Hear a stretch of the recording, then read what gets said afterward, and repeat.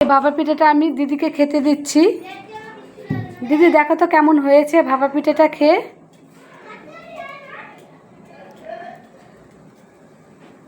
খুব সুন্দর হয়েছে।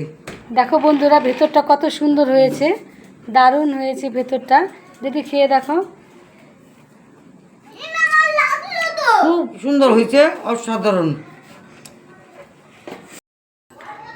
এই দেখো বন্ধুরা, আজকে আমি একটা পুরো ঢাকায় যে ভাপা পিঠে হয় সে ভাপা পিঠে বানাবো। তার জন্য আমি এখানে রেডি করে নিয়েছি। এখানে আমি নিয়ে নিয়েছি 1.5 কেজি চালের গুঁড়ো। আজকে ভাপা পিঠাটা আমি বানাবো তাই তোমাদের দেখাচ্ছি। তার জন্য নিয়ে নিচ্ছি এখানে পরিমাণ মতো লবণ। লবণটাকে দিয়ে আমি এবার ভালো করে নেড়ে নিয়েছি।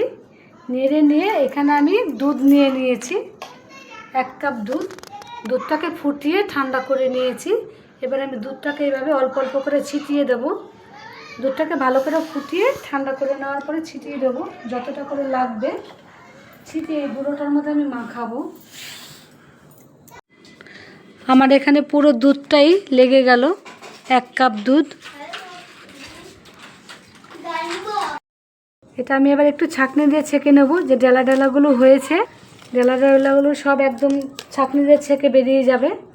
তার জন্য আমি অল্প অল্প ছেঁকে নিচ্ছি। আমার পুরো সব আমি ছেঁকে নিয়েছি চালনিতে করে। আমার এইভাবে হয়েছে ছাকাটা। দেখো বন্ধুরা, একটাও ডেলা ডেলা কিছু নেই, সব পুরো মিহি হয়ে গেছে, এত সুন্দর ছাকা হয়েছে। এরকম ছোট্ট ছোট্ট বাটি নিয়ে নিতে হবে, কারণ ভাপা পিঠাটা বাটি ছাড়া হয় না। এই বাটির মধ্যে নিতে হবে। নিয়ে এইভাবে অল্প অল্প করে পিঠাটা দিয়ে ছড়াতে হবে। ছড়িয়ে দিলাম।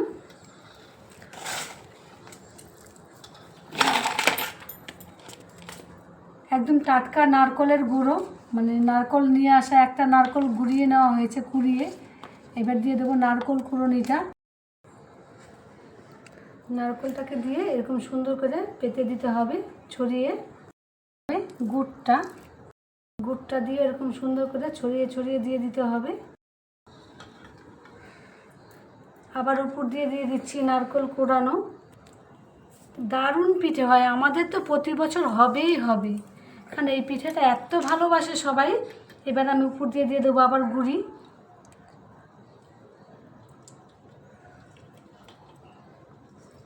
এবার এটাকে হালকা করে আলতো করে চেপে চেপে দিতে হবে। হয়ে গেছে। এবার এই যে একটা কাপড়ের টুকরো নিয়েছি, সুতির কাপড়ের টুকরো, এই কাপড়ের টুকরোটাকে দিয়ে এরকম করে ওকে সুন্দর করে চেপে নিয়ে নিতে হবে। নেওয়ার পরে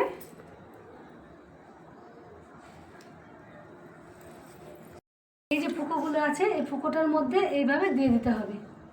দিয়ে দেওয়ার পরে ওকে এরকম চাপতে হবে, একটু হালকা চেপে নিয়ে।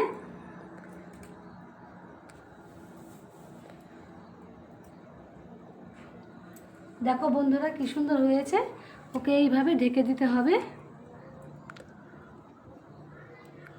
এইভাবে আমি 3টে পিঠেকে দিয়ে দেবো। 3টে পিঠে দেওয়া হয়ে গেছে। এইভাবে ওকে ঢাকা দিতে হবে যেন ভাপটা কোথাও দিয়ে না বেরোয়। 15 মিনিট এইভাবেই আগুনের জালটা খাবে। এই দেখো বন্ধুরা, 15 মিনিট হয়ে গেছে। এবার আমি খুলে দিচ্ছি। দেখতেই পাচ্ছ একদম নরম, দারুণ হয়েছে, তুলোর মতো হয়েছে। দেখাচ্ছি একটুখানি খুলে। এই দেখো দারুণ হয়েছে। আমি এখন সব নামিয়ে দিচ্ছি, তুলোর মতো হয়ে গেছে পুরো।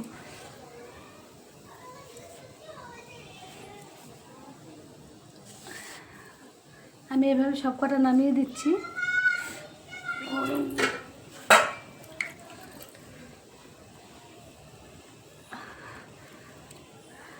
দেখা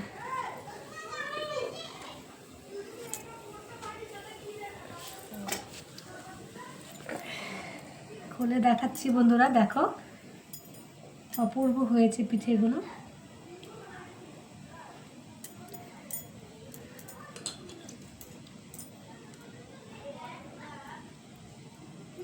দেখতেই পাচ্ছ কত সুন্দর হয়েছে। একটু জলের মধ্যে হাত করে নিয়ে দারুণ হচ্ছে ভাপা পিঠেগুলো।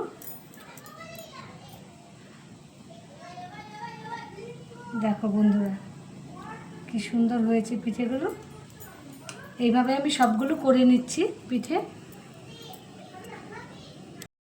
দেখো বন্ধুরা আমার ভাপা পিঠে তৈরি হয়ে গেছে। দারুণ একটা রেসিপি। দাদা ভাই খেয়ে দেখো কেমন হয়েছে। অনিমেষ দাদাকে দিলাম পিঠেগুলো, খেয়ে দেখো একটু কেমন হয়েছে। সত্যি দিদি ভাই, এই ভাপা পিঠে আমি সেই ছোটবেলায় আমার মা বানিয়ে দিত। আপনার অনুরোধে আমি আসলাম। এই ভাপা পিঠের কথা যখনই বলেছেন আপনি, তখনই কিন্তু আমি ছুটে চলে এসেছি যে আশা দিদিভাই ভাপা পিঠে বানিয়েছে। এইভাবে এই গরম গরম উনুন থেকে বানিয়ে যে আপনি আমাকে দিচ্ছেন, এটা কিন্তু অনেক অনেক একটা বড় বিষয়। ভাপা পিঠার স্বাদটা দেখুন বন্ধুরা।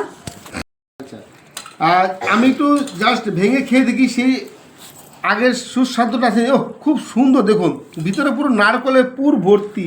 সত্যি দেখি একটু খেয়ে।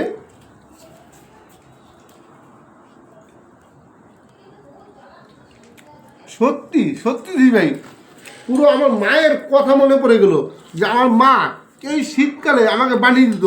তবে এবার আমি একটু বড় করে কামড় দিয়ে দেখছি কেমন।